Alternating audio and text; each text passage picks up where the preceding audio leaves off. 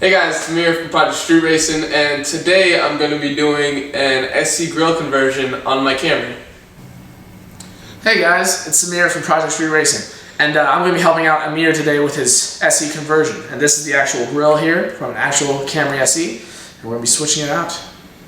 Alright, so guys, the two primary things you're going to be dealing with are tabs, like these right here. You can use tab removers, which no one cares about. Just use a freaking flathead screwdriver. You don't have to buy two tools. And you got a couple of Phillips heads like these, but I'm pretty sure these you don't have to remove right away. And then you're going to have to deal with 10mm screws just like these. There's about 6 of them along the bottom, so we're just going to start taking them out right away. So obviously you'll need a tool that has a 10mm end and a flathead screwdriver and a tab. Alright, so the tabs couldn't be simpler if I could actually get the screw underneath. Now some of these are really tight, you have to kind of find the right angle, but there you go. They should pop right out like that. And then now I'm going to show you how to use the ratchet. As if you don't know, it's not self-explanatory. Very simple. And make sure you keep all these in a secure area. I like many, tend to use a little tray right there above the hood. And there's another one over here. Make sure you get all of them, otherwise there's no point. And for some reason, only one side seems to work for me. Oh. Did you break it? The tab broke. Fucker. Stop breaking all my shit. Oh god. It's under there. It's worthless. There we go. There, see, that one came out.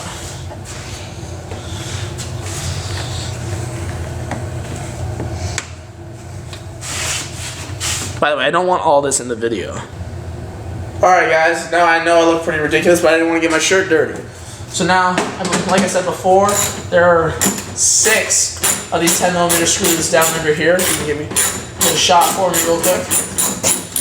So they're just aligned all along the bumper. They're such a pain. Now, what we gotta do is go up here on the little fender wall, and there's 2 tabs. You take them out real nice and easy, and then that's it. So, I mean, obviously it's the same to the other side. Let's go. Alright guys, it takes a little bit of elbow grease. But eventually you can get the little fender wall out. It's a real pain. I mean, I've experienced pain before, and this is literally the worst thing. And not even because of the pain, just because it's so thick. Like the dick. It's just right up in there. Alright, there we go. That's where that came out. Oh my god. There we go. There we go. So you fold it all the way like that, and then I believe it's a Phillips head screwdriver. Yes, it is.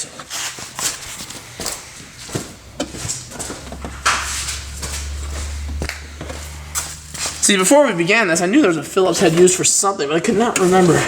So it's right up in here, literally right in the corner. So it's kind of in there tight. And of course, you do the exact same thing on the other side. One thing you might want to watch out for, this car doesn't have fog lights specifically, but I'm pretty sure you'll have to unplug them if you're taking the bumper off. So make sure you do that. Alright, so once you have them out on both sides, you're going to kind of want to start moving it out. It comes out pretty easy at first, but it's really scary. It's just like, oh god. It's you feel like you're destroying the car. That's why I like older cars. Like my Civic I had, you had 2 bolts on each side, just like 5 tabs on top, and it just came right out. So, here we are. After all those are out, it should come out pretty easily. You want to make sure you unclip both sides pretty evenly before taking it off. And then from there, after a little wiggling, it should just come right on off. Just like that. Alright guys, now taking out the grill is pretty simple once you actually have the bumper off. So as you can see, there's a few Phillips head screws holding them in. Alright, so I'm on the 3rd screw. It looks like there's only 4 screws and then just a bunch of tabs.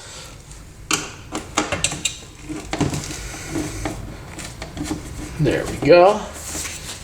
Alright guys, now there's quite a few clips on the back here, and some of them seem pretty complex. I mean, we're going to go into one right here. It's my flathead.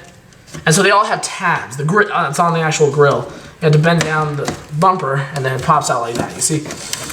It's not the easiest setup in the world. I mean, it works. So we're just going to do it to each one individually. And as you can see, it's coming out easier and easier as we go along. Alright guys, as you can see, this is the LE grill. we just got it out, and let me tell you, it's such a pain. There's got to be like 15 or so tabs that you got to clip down. It's not absolutely obvious which ones they are. I mean, we kind of had to look at the SE grill tabs to kind of understand. I mean, after I'd say about 5 minutes, we finally got it off. So we're actually going to put on the SE grill. All right, guys, here we go. So this one isn't OEM. Necessarily, it's OEM standard, but it's not made by Toyota because we didn't want to spend $250. But it's got the same screw holes and the same tabs, so in theory it should fit in perfectly. So let's see how this goes. All right, just gotta align all the tabs up top. This middle one here is kind of all right.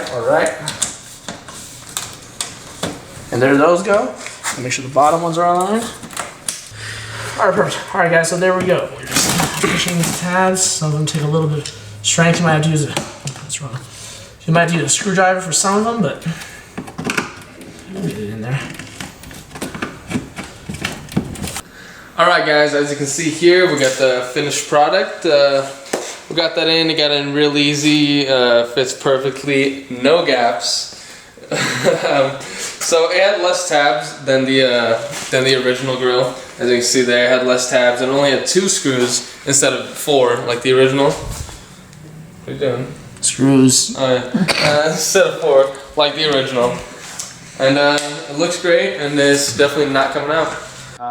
And I guess from here, all you have to do is just do the opposite of everything you did. Make sure you clip the bumper in on both sides, screw in all 6 10mm bolts underneath, 1 on top, 2 screws, 2 tabs on top, and the tabs on the side.